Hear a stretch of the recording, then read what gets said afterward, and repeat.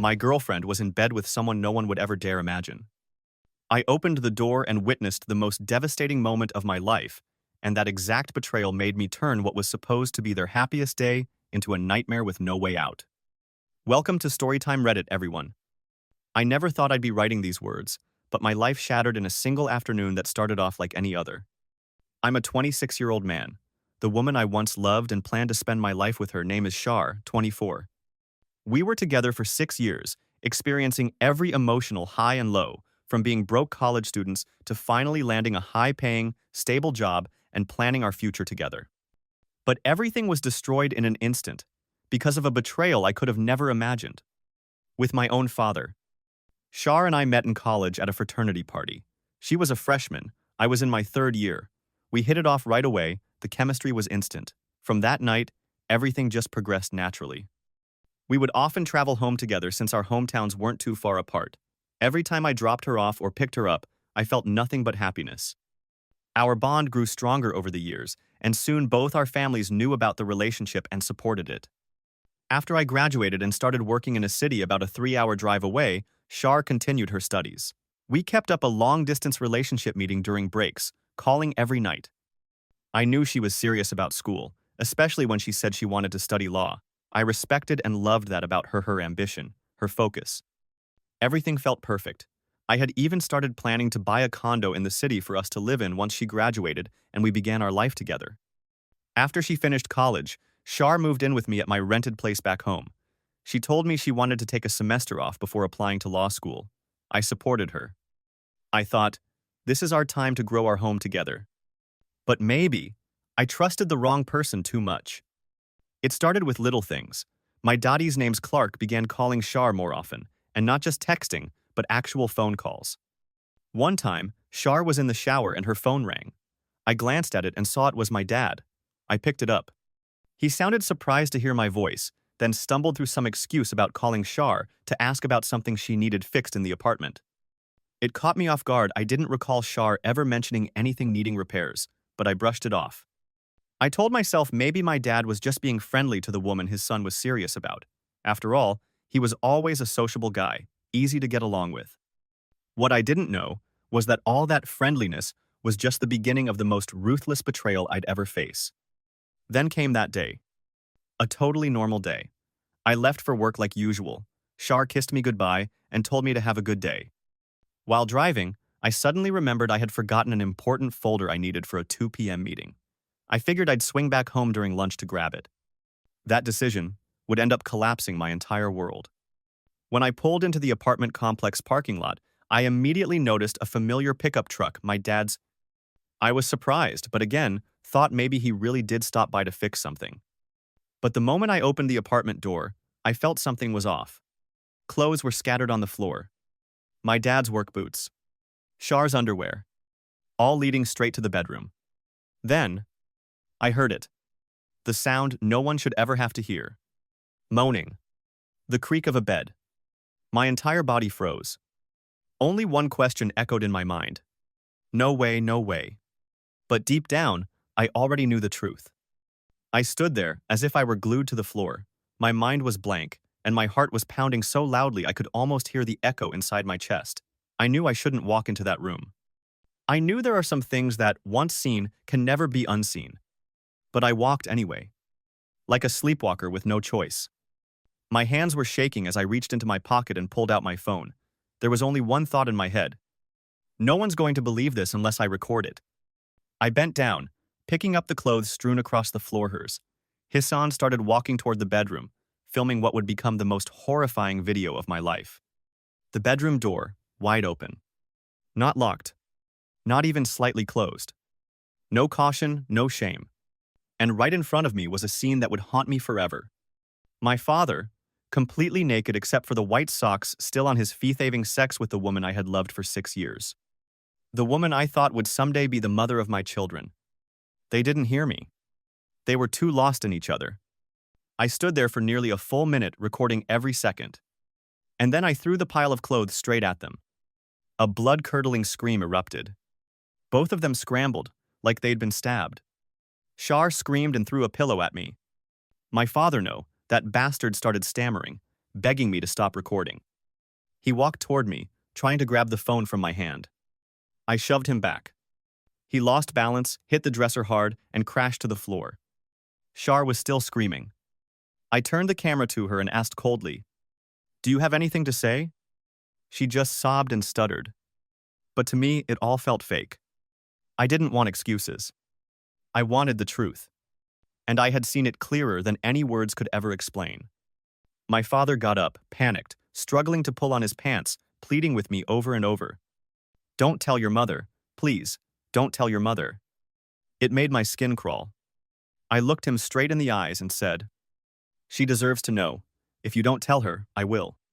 And then I walked out, leaving both of them very naked, ashamed, like two thieves caught red-handed. I sat in my car for a long time. Long enough for one of the managers at work to call and ask where I was. I made up some excuse, told them I'd be back soon. When I arrived at the office, everyone was still preparing for the meeting. One of my supervisors, an older woman, who had always been like a second mother to me, looked at me once and instantly knew something was wrong. I tried to hide it, but I couldn't. I showed her the video. She didn't say a word the entire time. Just watched. And when it ended, she quietly said, "You should take some time off." I thanked her, but declined. I told her I wanted to keep working, to keep my mind occupied. That meeting, I still attended. I still gave my presentation like everything was fine. I still smiled, made small talk, and acted like nothing had happened. But inside, I was rotting. Because the most painful thing isn't just betrayal. It's being betrayed by the very people you loved most. My partner. And my biological father. That night, I went home. Shar was still there. Curled up on the couch, face swollen from crying, looking absolutely miserable. The moment she saw me, she rushed forward to hug me. As if I were the one in the wrong. I pushed her off and pointed straight at her. "Pack your things. Leave, now." I didn't expect her to beg so pathetically. The second I said, "Pack your things and leave," Shar collapsed to the ground, screaming like an abandoned child. She clung to my legs, sobbing like I had just shoved her off a cliff. I felt disgusted. Disgusted not by the tears, but by the fact that they weren't from remorse. They were from fear. Fear of losing her comfort, her safety net. I tried to pull away, but she wouldn't let go. I had to drag her with me to the bedroom to grab her suitcase. As I started packing her things, Shar slumped into the corner of the room, repeating the same broken line. I'm sorry, I didn't mean to." She didn't mean to? I nearly laughed. She didn't mean to sleep with my father. In the bed we used to share? Once I stuffed all her clothes and personal items into 2 suitcases. I hauled them out to the hallway. She followed me, still crying, still begging me not to make her leave. I turned around and looked her dead in the eyes. "If you don't walk out of here right now, I'll call the police. And I'll send that video to every friend, every family member, yours and his." That was the moment she finally let go. Trembling, she dragged her suitcase out the door like a completely broken woman. After the door shut behind her, I stood there, alone, in a hollow, eerily silent apartment. The feeling wasn't relief. It was emptiness. Pain. Betrayal. Everything I had built over 6 years, the love, the trust, the dreams of a future, was crushed in one vile moment of lust and deception. By her. And by my own father. That night, I called my mom. I didn't plan to tell her everything, not right away. But when I heard her voice warm, caring, just like always, I broke down. I cried like a child. And then I told her everything. From start to finish. She went silent on the phone. I could hear her gasp. Then, nothing. And finally, she said something I'll never forget. "Son, thank you for telling me the truth. I'll handle the rest." The next day, I got a call from my mom. She had kicked my father out of the house. He came home late that night, using the excuse that he had been drinking at my uncle's place. But my mom already knew everything. She didn't need to ask. She didn't need proof. She simply told him to pack his things and get out of her life. I don't know where he is now. Word is, he got fired from his job after the video leaked. Lost his job, his wife, and his son. I don't feel sorry for him, not even a little. If anything, It feels like one of those rare moments in life when karma actually delivers justice. A few days later, I was still sitting in that empty apartment, staring at nothing, when a message popped up from Shar's older sister. She wrote, "I know Shar betrayed you. I don't know what to say, but I'm really sorry on her behalf." Then she added something that I had to reread several times. "If you need someone to talk to, I'm here." I hesitated for a long time before replying. But finally, I messaged back. I could really use a cup of coffee right now. And, surprisingly, Shay agreed. We arranged to meet the following week. I didn't know what to expect. But for the first time since all this darkness began, I felt a small flicker of light. Not because I was ready to forget Shar, but because I finally realized I deserved to be happy with someone who wouldn't betray me in my own home. After I kicked Shar out of the apartment and told my mom the whole truth, I thought the worst was over. But I was wrong. It was just beginning. My mom, after hearing everything, didn't say much. She only asked, "Are you absolutely sure?" And when I said yes, she went silent for a moment, then said, "Then let me take care of it." The next day, she called me again this time, with a steady, firm voice. I told him to leave. I didn't ask for details. I knew she was strong. And I knew I wasn't the only one who had been betrayed. She was heartbroken too, probably even more than I was. A few days later, while I was still staring blankly into space in that hollow apartment, a message from Shay popped up. It wasn't the usual shallow sympathy. She said she couldn't believe her sister would do something so cruel.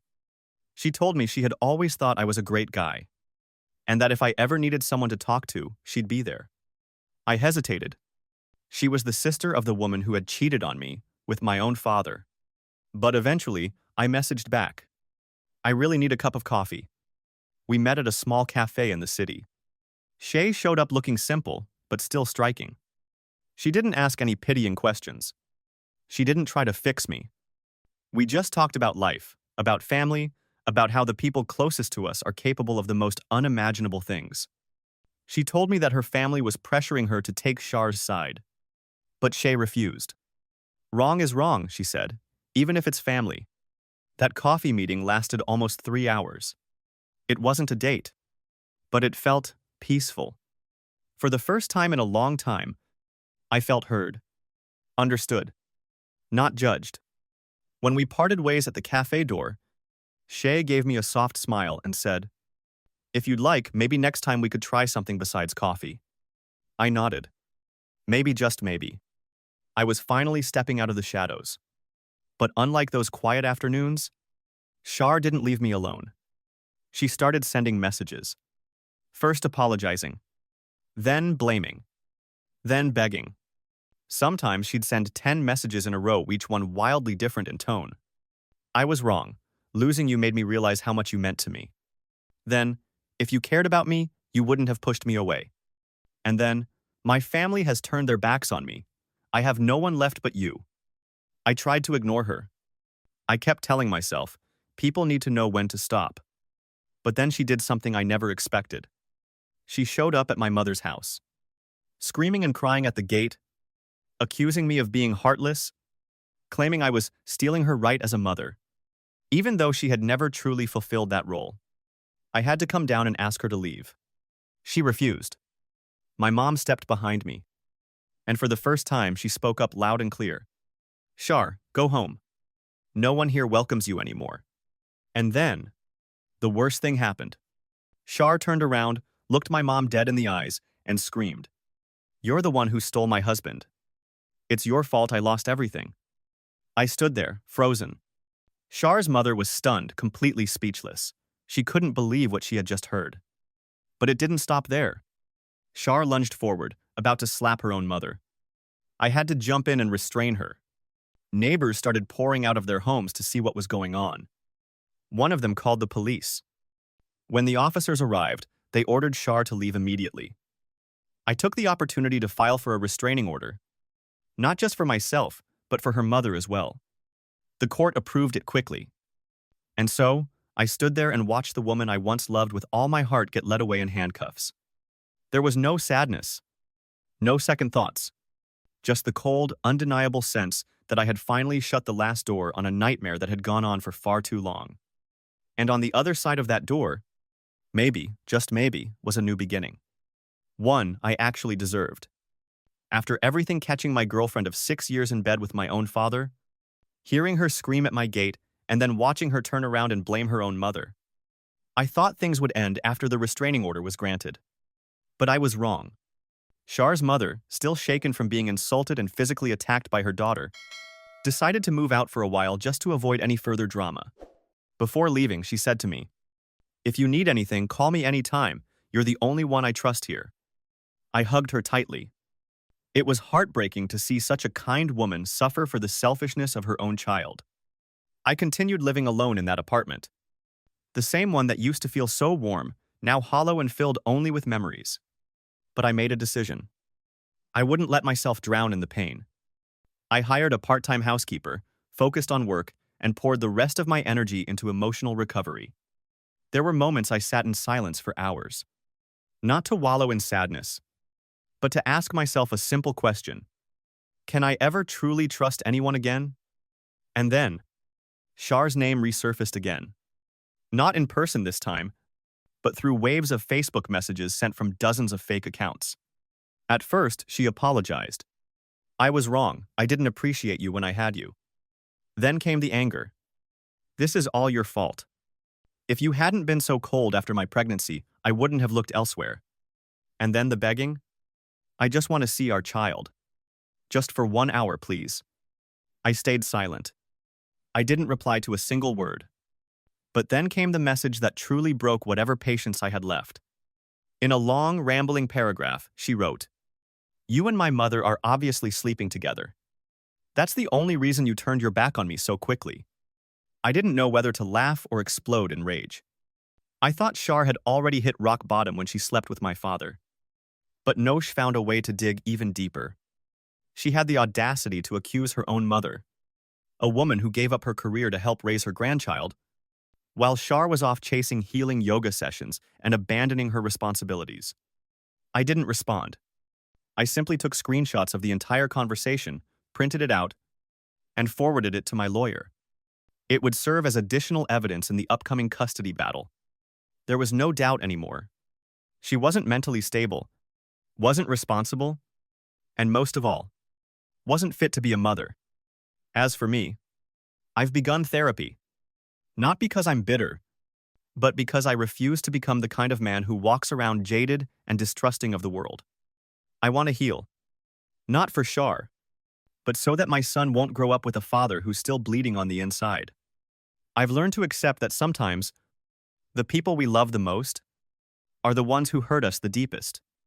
And I've learned that letting go isn't weakness. It's choosing a future that you actually deserve. And Char? After the court's ruling, her family cut off her tuition support, her friends turned their backs on her, and she's now crashing with an old sorority friend in a cramped apartment. She still tries to message me, but I've blocked every account. Now, I have only one goal: to become a good father, loving, strong, and steady enough for my son to be proud of me. And if one day he asks, "Where's my mom?" I won't lie. I'll tell him gently and age-appropriately that his mother made mistakes, but none of them were his fault, and that his father will always be here, loving him like nothing ever broke. After filing for divorce and winning full custody, I thought life would slowly return to normal, or at least settle down. But life rarely works that way, especially when the person who betrayed you refuses to let go. Sharth woman who slept with my biological father resurfaced after a few weeks of disappearing. No more crying or begging. This time, she came back with bitterness, blame, and manipulation. It started with a stream of messages from random Facebook accounts. But I recognized her immediately. The phrasing, the emotional whiplash, the familiar scent of deception. At first, she tried to sound vulnerable. "I miss our son. I just want to hold him for a minute." Then came the anger. "You're heartless. You stole my child." Then back to begging. "I lost everything. He's the only hope I have left." I stayed silent. No response. No pity. I couldn't allow someone like her near my child. Someone who once prioritized her own desires over her role as a mother. Someone who slapped her own mother for refusing to defend the indefensible. But then came the final straw. I received a message that read, "You and my mother are definitely sleeping together. Why else would she take your side so easily?" I was speechless. Not because I believed it, but because I was stunned by just how shameless she could be. She was willing to fabricate anything, to trample over the very woman who gave her life, just to justify her own downfall. I didn't reply. I took screenshots of the messages, sent them to my lawyer, and requested that they be added to our court file.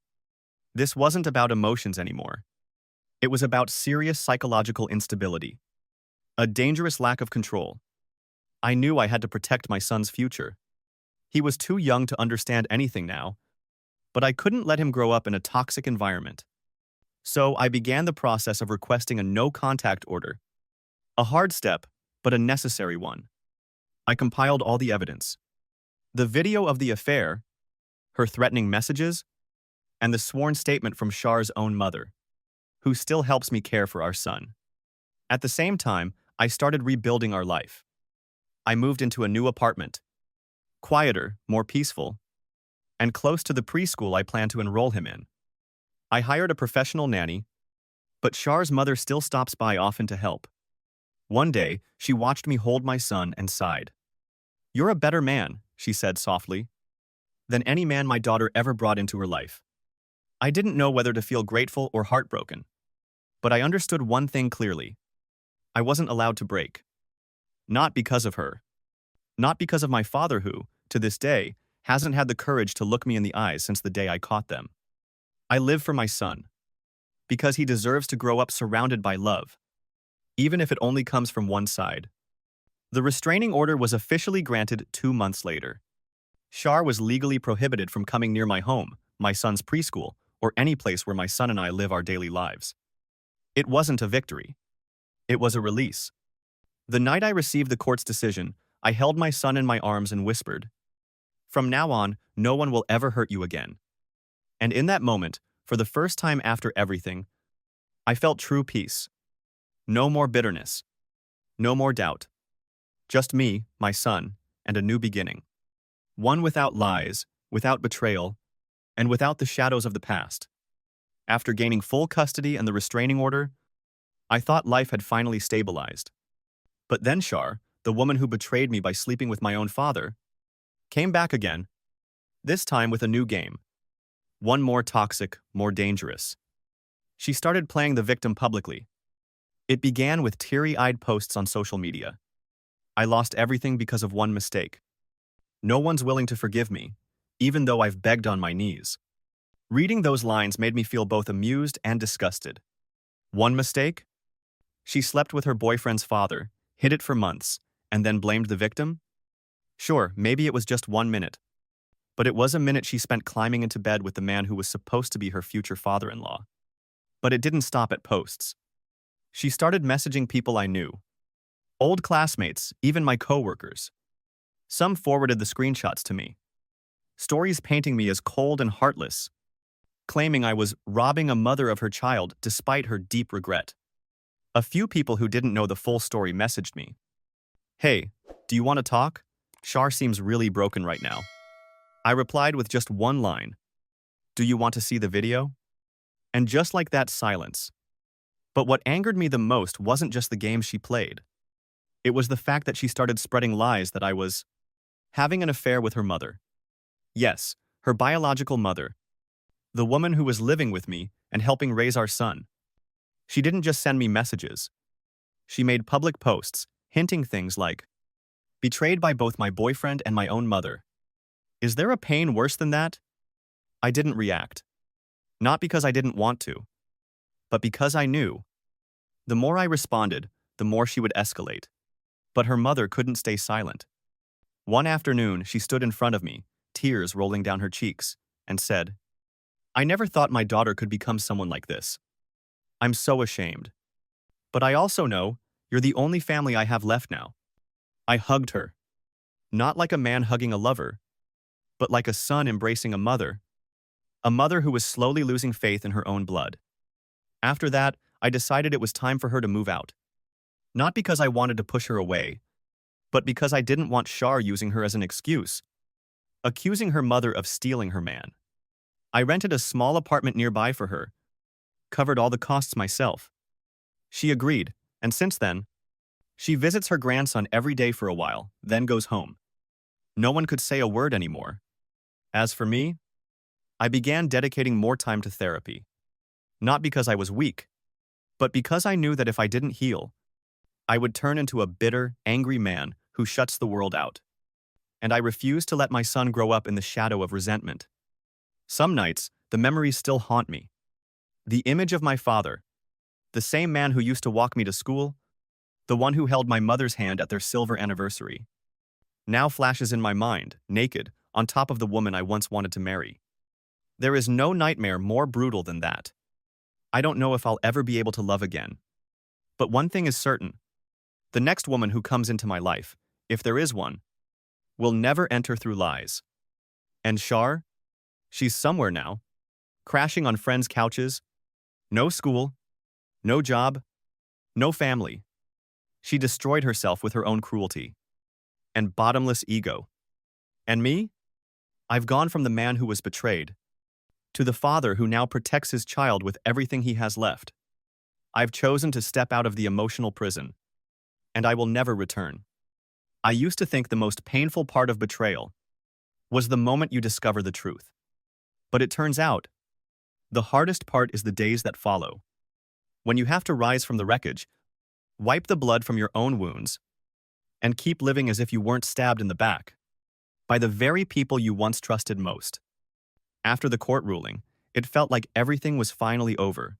I was granted full custody of my son, while Shar was allowed supervised weekend visits only. My father vanished from our lives. My mother divorced him the moment she found out what had happened.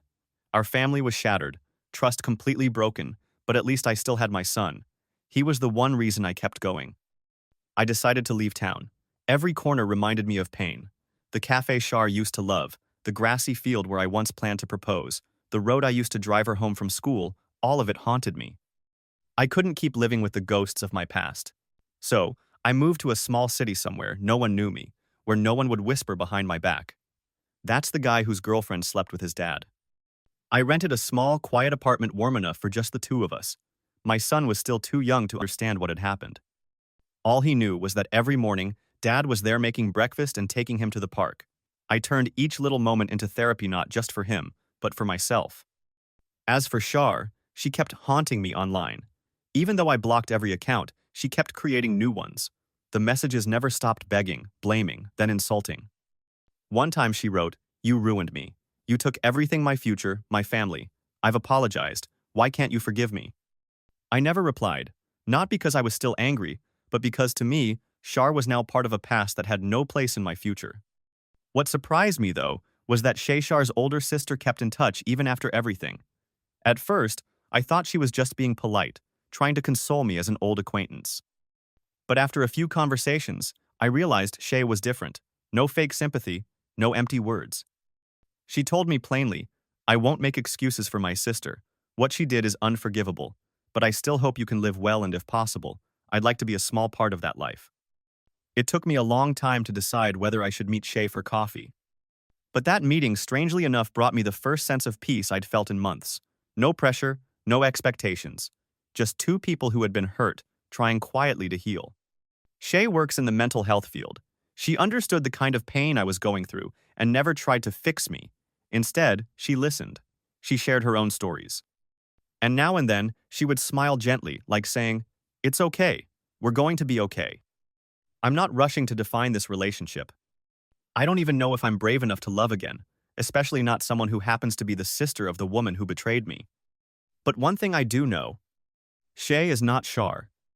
And if there's even the faintest hope for the future, maybe, it starts here. In the end, life isn't a fairy tale. No one promises you happiness just because you were kind. But sometimes, after loss, pain, and the most brutal kind of betrayal, you can still find a flicker of light again. And for me, that light is starting to glow once more. In my son's eyes, in quiet afternoons over coffee, and in the gentle smile of a woman who once was the sister of my ex. I don't know what's coming next. But this time, I'll keep walking forward. Without fear,